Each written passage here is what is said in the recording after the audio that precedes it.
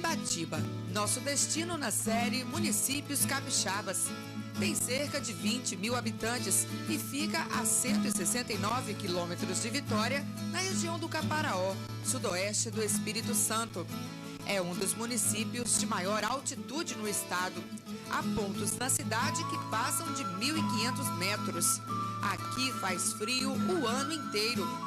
A principal atividade econômica é a agricultura. O município é jovem. Até 1981 era distrito de Iuna. No início do século passado, o povoado tinha o nome de Vila do Rosário. Foi a partir da década de 40 que passou a se chamar Ibatiba, que em Tupi-Guarani significa fruta doce. Porque aqui tinha muitas goiabas, era um pomar com muitas goiabas. E era considerado fruta doce pelos índios. As primeiras famílias de Ibatiba vieram em busca de ouro. As primeiras famílias, que foi a família Silveira, que veio para Iuna, eles vieram em busca de ouro. Naquela época, eles vieram em busca de ouro, não acharam ouro, mas acharam uma terra fértil. O governo estava confiscando os bens das pessoas. Então, aquelas pessoas mineiras também correram para o município de Iuna, onde localizava Ibatiba também, que pertencia a Iuna. E as pessoas vieram em busca de terras para trabalhar e vieram também corridos pela Revolução. Os imigrantes libaneses foram pioneiros na colonização do antigo distrito. Foram eles que trouxeram para cá os primeiros empreendimentos comerciais. Na época, vieram para o Brasil para fugir das guerras do Oriente Médio. Eles estavam correndo da guerra lá do Líbano, porque lá estava em guerra por causa de religião. Eles eram cristãos e lá tinha os muçulmanos e outras religiões. E com aquela guerra, o avô do senhor Salomão foi enterrado vivo lá. A influência libanesa está presente nos diversos segmentos da sociedade local. Seu Jorge, até hoje, mantém a tradição comercial iniciada pelo pai. E a família libanesa, orgulhosa das contribuições que deu à cidade, quer transformar o casarão do imigrante em centro histórico. Minha irmã doou a casa com a nossa permissão, a permissão de todos os irmãos, né? Doou a casa para fazer isso aí, fazer o museu histórico. A cidade tem que crescer, mas não pode perder as raízes. Não pode perder as raízes. Qual foi a contribuição do imigrante libanês para Ibatiba? Eles vieram de um outro continente e vieram despertar o povo a novos empreendimentos. Inclusive o Salomão Fadlala, ele foi o responsável, ele trouxe a primeira máquina de beneficiamento de café, porque a região é basicamente agrícola, mais virada para a cafeicultura. Então ele veio despertar esse lado na população. Trouxeram os primeiros professores para a cidade.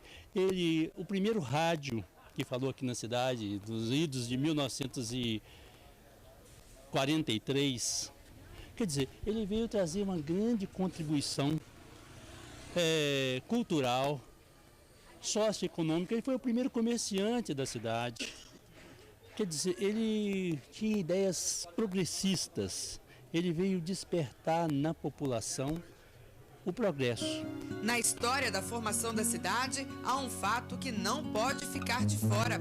As obras da rodovia federal BR-262, que liga o Espírito Santo a Minas Gerais. A construção, iniciada na década de 60, trouxe um movimento que a população não esperava. Seu Célio trabalhou nas obras. Era servidor do antigo DNR. Ibatiba não tinha nada antes da BR, né? Depois da construção, então, melhorou tudo. Veio mais gente para aqui, e veio repartições, né? Banco, essas coisas. Então, posto de gasolina. E muita gente veio, médico, né? Construíram hospital. Antes não tinha nada disso. Na época da construção, isso aqui não tinha nada mesmo. Nem energia elétrica não tinha. Muita gente que veio trabalhar nas obras acabou ficando. A rodovia também fez o papel de cupido para muitos casamentos. Na família da dona Heredina tem um exemplo. Meu genro é um. E assim foi muitos, né? Foi com muitas moças aqui, né? Que tinha bastante, né? Aquela porção de homem sem mulher, né? Santo Antônio ficou feliz. A exploração das atividades agrícolas faz de Ibatiba um dos municípios de maior população rural do estado. Cerca de 80% dos moradores vivem no campo. O município está entre os maiores produtores de café conilon do estado. Produz uma média de 6.500 sacas por ano. A produção de milho também é forte aqui. O meio rural é o principal atrativo turístico de Ibatiba. É aqui que o visitante tem contato com a beleza da simplicidade, na expressão de gente como o seu Jaci Candim. Estressa aqui, nem pensar. Seu Jaci, com um sorriso largo, faz o visitante da cidade grande ter vontade de ficar. O simples doce de mamão com melado se transforma na sobremesa mais requintada. No sítio do seu Candim, tudo é rústico. O engenho com tração animal, o carro de boi, coisas difíceis de encontrar nos dias de hoje, mas ele faz questão de manter. Se dependesse do seu Candim, o êxodo rural não seria um problema. Afinal, sair da roça, este paraíso, de jeito nenhum. Troca não. Não troca de jeito nenhum. Aqui é muito bom. A mulher tenta comprar casa na rua, eu gosto de Rússia. Eu vou lá, pode ir lá todo dia no Batiba para você ver, né? Mas eu vou lá, fez o que tem de fazer, caminho de casa. E no outro dia precisar, eu vou de novo. Mas não gosto de rua, não. Com paisagens típicas da Serra do Caparaó, onde o horizonte é desenhado por montanhas e colorido com muito verde, Ibatiba mantém preservadas suas fazendas históricas, que pertenceram aos barões do café. A arquitetura rural é devido aos colonizadores da época, né, que tinha toda assim, já a colonização baseou-se assim, em muitos portugueses também, e muitas casas foram baseadas na estrutura de Portugal, aquelas fazendas antigas. E esses casarios existem aqui em Ibatiba até hoje, são as mais belas fazendas de todo o Caparaó. E são preservadas? E são preservadas, são muito belas e vale a pena dar um pulo em Ibatiba para conhecer essas fazendas que vão ser transformadas em área de turismo, que já estão estudando o cama e café para ser colocado nessas fazendas, até para dar oportunidade do povo conhecer a riqueza dessas fazendas, de detalhes, né? de madeiras que são construídas, né? E isso é uma coisa que nós temos que deixar também para os nossos filhos. Passear entre as trilhas do interior de Ibatiba é a certeza de encontrar água farta, muitas flores e uma gastronomia típica. Comida feita no fogão a lenha, na panela de ferro. Café fresquinho no bule de esmalte, servido com a famosa broa de fubá, feita com melado. Eu vou falar que essa broa aqui é famosa, como é que faz? Ah, é fubá, eu ponho fubá melado, por royal, bicarbonato e leite se precisar, só. Manteiga, nada? Não. Eu costumo colocar gordura, um pouquinho de gordura. Bem natural. É. E a tradição aqui, né? Todo mundo faz? Como é que... Ah, aqui é o Redondeza, né? Da Santa Maria. A senhora aprendeu com quem? Ah, eu aprendi vendo minha sogra fazer. Dona Vânia diz que o preparo não tem segredo, é só não esquecer da pitada de bom humor que dá certo. Todos os dias, né, a gente amanhece cedinho e começa a rotina da roça. E não dá para encerrar a história de Ibatiba sem antes falar dos tropeiros, que tem no seu Armando o principal representante. Ele conta que quando ainda não havia carro por aqui, todo o transporte de mercadorias entre os povoados do Caparaó era feito pelas tropas de burros.